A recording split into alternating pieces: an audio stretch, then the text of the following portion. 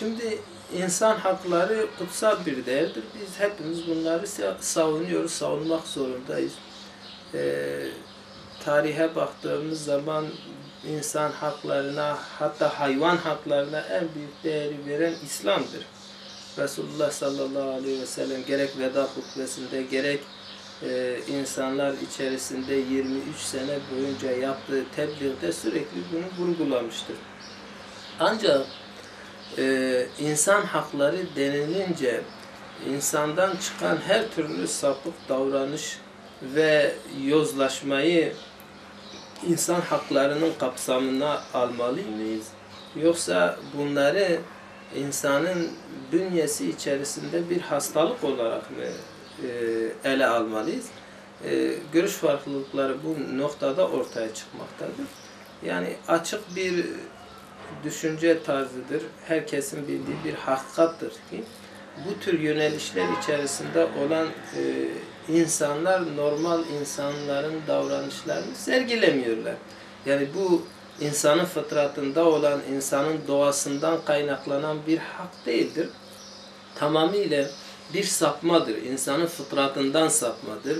Sağlam duygu ve düşüncelerden sapmadır. Bir anormallıktır.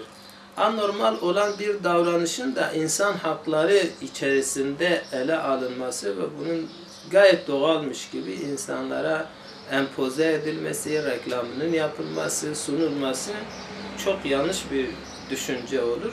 Çünkü bu aynı zamanda toplum içerisinde bu davranışların yayılmasını arzu etmek manasına da gelir. Biraz önce de zikrettiğimiz gibi yine yani oldukça dindar olan Kürtlerin içerisinde Kürtleri temsil ettiğini iddia eden insanların bunlara sahip çıkması şu anda gayet ilginç geliyor bizlere.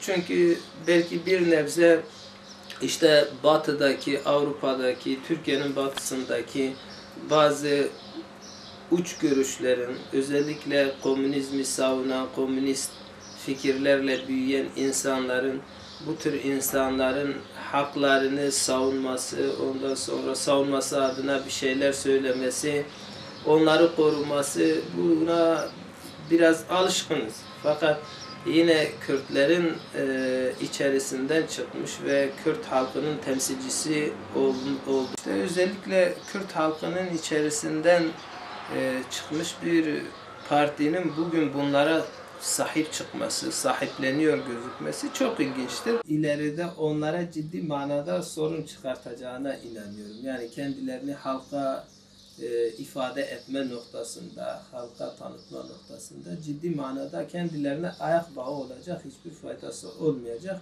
Onun için buradan uyarıyoruz. Kesinlikle ve kesinlikle İslami değerlerden uzak, Kürt halkının manevi değerlerinden uzak kişilere oy kaygısıyla yanaşmasınlar, sahiplenmesinler. Şimdi bunu da HDP zaman zaman yapmakta ve bunu da kadınlara özgürlük adı altında yapmaktadır.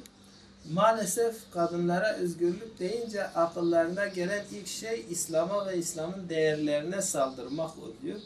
Halbuki tarih şahittir ki kadınlara en büyük değeri veren, cenneti kadınların, annelerin ayağı altına seren İslam'dır. Yani bunlar esas itibariyle İslam'a olan kin ve düşüncelerini bir şekilde kusmuş oluyorlar. Yoksa böyle bir pankartı asmaları ne kendilerine bir faydası olur, ne kadınlara bir faydası olur. Ve kadınları tamamıyla böyle iplerini koparmış, ondan sonra her istediğini yapan, evini sahiplenmeyen, eşini sahiplenmeyen, çocuklarını sahiplenmeyen bir yapıya koymaları, Kürt halkını böyle bir noktaya getirmenin onlara ne faydası olacak ya da Kürt halkına ne faydası olacak, bunu sormak lazım. Ama maalesef şu anda daha önce de defalarca benzeri olaylar yaşanmıştı biliyorsunuz. İşte tesettürlü kadınları zincirleyerek göstermeleri ve hakeza farklı şeyler. Hepsinin altında şu duygu ve düşünce yatıyor. Acaba biz kadınları bir şekilde biraz daha iplerini kopartıp erkeklere musallat edip bu sefer onların üzerinden bir toplumsal değişiklik yapabilir miyiz, yapamayız mıyız? Onun kaygısıyla yapılmış olan şeyler, ama dediğimiz gibi yani bunun getirisi, götürüsü tartışıldığı zaman kayıp çok daha fazla olacak. Kürt halkını tamamıyla aile mefhumunu yıkmaya, aileden koparmaya, kadını ailenin dışına itmeye yönelik bir hareket olarak görüyoruz. Bunun da ileride Kürtlerin aile yapısıyla ilgili ciddi problemler ortaya çıkartır. Peki hocam, burada Batı'nın dahli nedir acaba? Batı işi neresindedir sizce? Yani biliyorsunuz bütün feminist hareketler Batı'dan doğma. Yani bütün feminist hareketler bir şekilde Batı'dan bizim içimize gelme.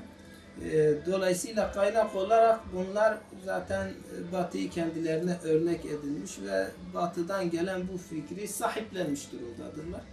Ama ve lakin dediğimiz gibi her toplumun kendine has bir bünyesi, kendine has bir yapısı vardır. Özellikle Kürtlerin içerisinde böyle bir akımın, feminizmin yayılması, muvaffak olması mümkün gözükmemektedir. Bu da kendi düşünce yapılarını ortaya koyması açısından bizim için önemlidir. Yoksa toplum nazarında hiçbir itibar görmeyecek bir fikir olarak görüyoruz.